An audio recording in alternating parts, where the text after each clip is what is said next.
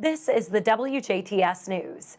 In the news tonight, new COVID-19 cases in Du Bois County, Indiana COVID-19 update, and Far Best Foods taking a major COVID hit. Also, Kurt Guksa will be in with sports. All this and more coming up on WJTS TV News.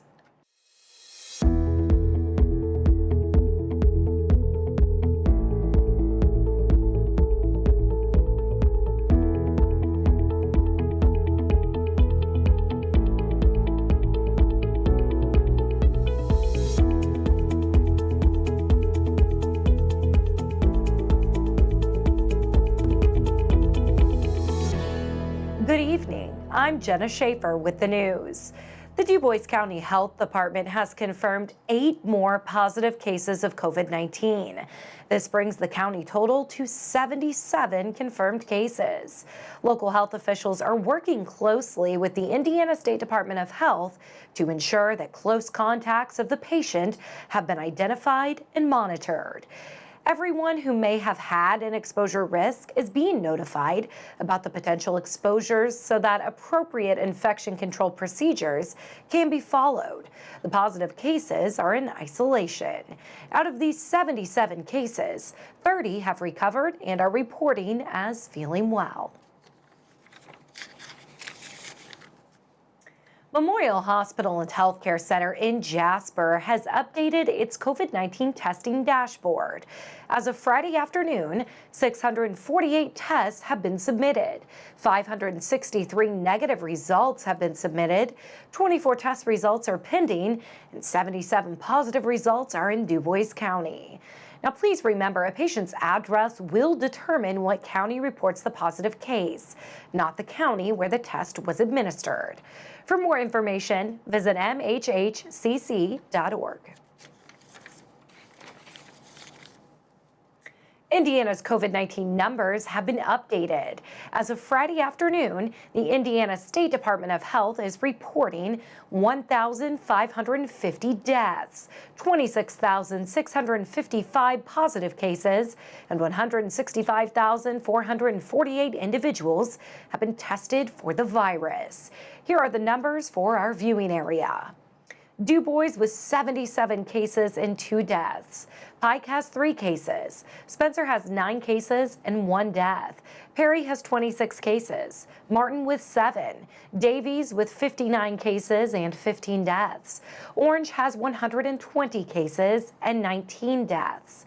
Knox with 22 cases, Crawford with 22, Posey with 16, Lawrence with 127 cases and 18 deaths. Gibson has 9 cases, Warwick has 145 cases and 23 deaths, and Vanderburg has 201 cases and 2 deaths. To see a map of cases by county, head to in.gov/ISDH. Far Best Foods in Huntingburg tested all employees for COVID-19 today on Friday. This comes after the company announced that 42 employees tested positive for the virus. The plant ran as scheduled today on Friday and will run as scheduled tomorrow, but will be closed Monday, May 18th and Tuesday, May 19th. Employees currently on a Far Best initiated quarantine/leave because of a positive COVID-19 test or because of a pending test result, they are asked to not come for testing. Employees that are coming into work are asked to bring their employee ID card or driver's license and will be asked to provide their cell phone number or email. The Indiana State Department of Health will contact employees by their email or phone number once results are available. After results are given, employees will be given more information about what the following steps to take are. Company officials say that if employees do not get tested, they will not be allowed entry to the plant when it opens again on Wednesday, May 20th. Employees can get tested elsewhere and provide proof of those results. Without any results, employees will be forced to quarantine for 14 days. This time will be unpaid. Paoli Walmart will have a drive-through COVID-19 testing site at their location. Walmart announced yesterday that they will be opening drive-through COVID-19 testing sites at 6 different locations around the state. One of these locations being in Paoli. The rest are located in Indianapolis, Canby, and Greenwood. Testing sites will be open Mondays, Wednesdays, and Fridays from 7 a.m. to 9 a.m., weather permitting. Those who are being tested are asked to wear a mask and stay in their cars for verification of eligibility, an ID check, and the self-administered test. The self-administered nasal swab test will be observed by a trained medical volunteer to ensure that the test is taken correctly. A Velpen man was arrested in Jasper on intimidation charges. 46-year-old Stephen Blount of Velpen has been charged with intimidation and criminal mischief. On Thursday in the morning hours, Jasper police officers were called to Cathedral Healthcare Center to the report of an irate man trying to get inside the care center's building. When officers arrived, they found that Blount had broken one of the building's windows and made threats to Cathedral Healthcare Center staff. Blount was arrested and booked into the DuBois County Security Center. Holiday World and Splash and Safari have set a new opening date.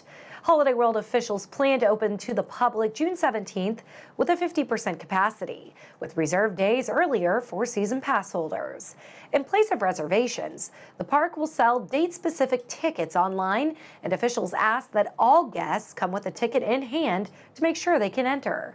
As part of the phased reopening plan, officials plan to open Holiday World first, then open Splash and Safari no later than July 4th. This summer, guests will also be asked to use inline reservation system, Holiday World's new virtual queuing system.